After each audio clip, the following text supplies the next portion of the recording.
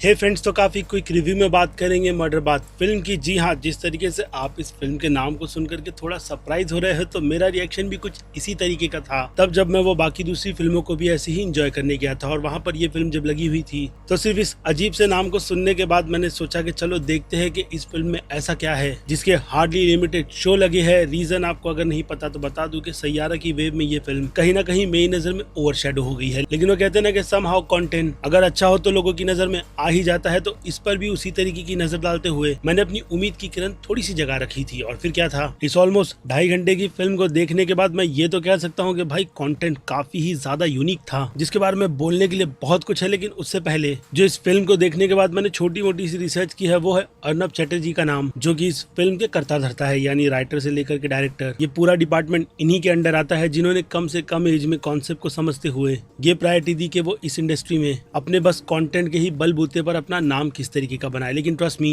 Release के साथ ही मैं इस फिल्म को अंडररेटेड इसके लिए कहूंगा क्योंकि ज्यादातर तो ऑडियंस की इस पर नजर नहीं जा रही। इसलिए हम जैसों का काम बनता है इन फिल्मों के बारे में आपको बताने का कि जाइए जाकर के देखिए अगर आपके नजदीकी सिनेमा घर में लगी है तो। जिस फिल्म को देखने से पहले मैंने ट्रेलर नहीं देखा था, लेकिन ट्रेलर देखने के बाद जो समहाउ कहानी मुझे पता चली, मैं भी अगर आपको समझाऊं, क्योंकि मेकर्स की स्ट्रेटजी भी यही थी कि वो लोगों को ट्रेलर के माध्यम से बस इंटरेस्टिंग सा प्लॉट दिखा करके ये बता दे कि ये फिल्म किसी टूर गाइड्स, वहाँ पर आए हुए लोग, और फिर उसके बीच चल रहा रोमांस, बाद में फिर किसी का मिसिंग हो जाना, और फिर मर्डर मिस्ट्री, जिन सब के लेयर्स पर इस फिल्म की कहानी जब आगे बढ़ते रहती है तो हर एक चीजों से पर्दा उठना भी शुरू हो जाता है। और फिर क्या था, शुरुआत में जिस तरीके से ये फिल्म ठहर कर संभल कर अपनी कहानी को काफी ज्यादा एक्सप्लोर होने के लिए देती है, तो उसके बाद का जाकर के ये बम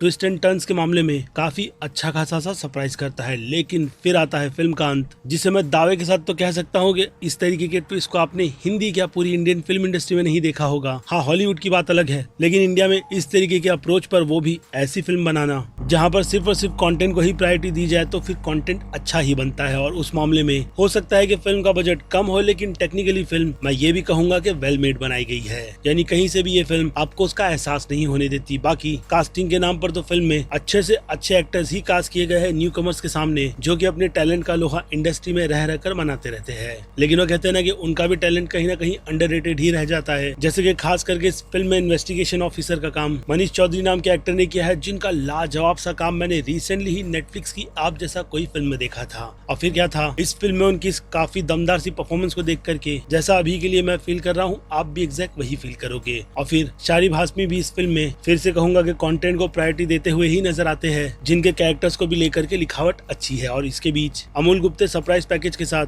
बहुत टाइम बाद मुझे बड़ी स्क्रीन पर नजर आए। बाकी वेटरन एक्टर भी आपको फिल्म में नजर आ जाएगी, यानी देखा जाए तो फिल्म कंटेंट और दूसरी तरफ अब अच्छे मंझे हुए एक्टर्स को लेकर के अपनी कहानी के साथ जस्टिस करती है। और फिर क्या, अब इस फिल्म को प्रोडक्शन डिपार्टमेंट में बाकी दूसरी चीजों को भी ध्यान में रख करके डाला जाए तो उन सब में प्रोडक्शन क्वालिटी तो मैटर करती ही है। और यहाँ पर सरप्राइजिंगली फिल्म के गाने तक अच्छे निकल कर आ गए, जो कि अगर आप अब जाकर के इसके ट्रेलर को देखोगे तो डेफिनेटली समझ जाओगे कि डेडिकेशन फिल्म में किस लेवल तक की है। जिसके बाद अब फिल्म के कुछ न्यू कमर्स की बात की जाए तो फिल्म के 2 लीड्स सिर्फ न्यू कमर्स के कॉलम को टिक करने नहीं, बल्कि अपनी एक्टिंग से ये बताने के लिए भी आए हैं कि वो एज एन एक्टर अपनी इस नेचुरल परफॉर्मेंस से डेफिनेटली मेहनत तो कर ही रहे हैं। यानी कुल मिलाकर के देखा जाए तो इस फिल्म को जाकर के देखने का डिसीजन मेरा बहुत ही ज्यादा अच्छा था, जिसे देखने के बाद मैं मजबूर हो गया कि इस फिल्म के बारे में आपको भी बता करके अवेयरनेस तो फैला ही दूं। यानी अब डिसीजन बनता है आपका, जो कि आप मुझे कमेंट में लिख करके बताइएगा कि अगर आपने फिल्म देखी है तो आपको ये फिल्म लगी कैसे। बाकी फिर क्या, मैं हूँ Aziz, movie stock show channel like share subscribe भूलना मत। मिलूंगा जल्दी दूसरी किसी वीडियो में। Till then